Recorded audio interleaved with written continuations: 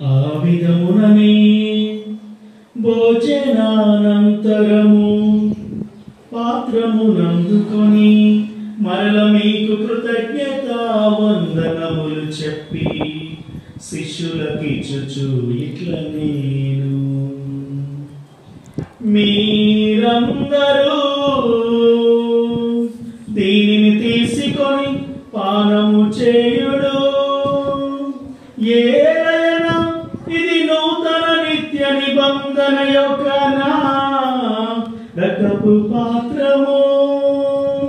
ఇది మీ కొరకును అనేకుల కొరకును పాప పరిహారమునకై దారబోయబడును దీనిని నా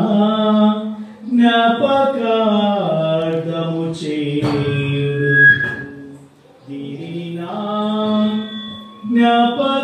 జ్ఞాపకార్థము చేయుడు.